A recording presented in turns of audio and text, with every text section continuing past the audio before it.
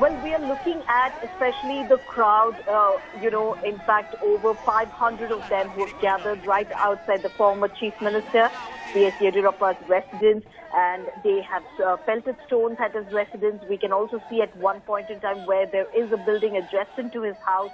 They have climbed the top of that. They have even waved a saffron flag, in fact, shouting slogans against BS Yediyurappa as well as Chief Minister Basuraj Bommai as well.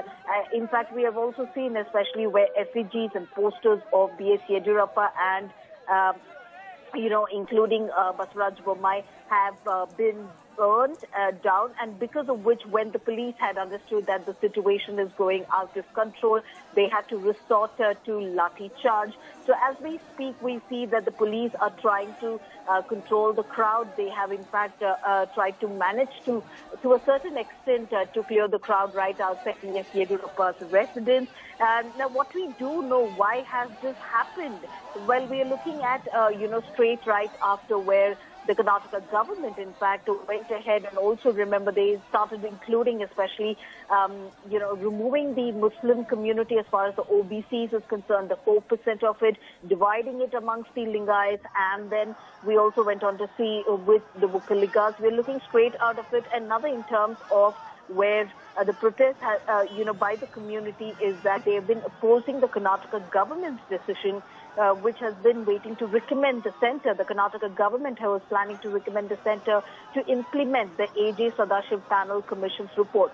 Now, this particular report, which according to them the bone of contention is, it focuses on the internal reservation amongst the SCs, which suggests that a proportional representation to the subcaste among the scheduled castes, urging the government to withdraw these recommendations. So clearly, we're looking at this particular community, the Banjara community, which also constitutes majority of them, especially here in the state of Karnataka.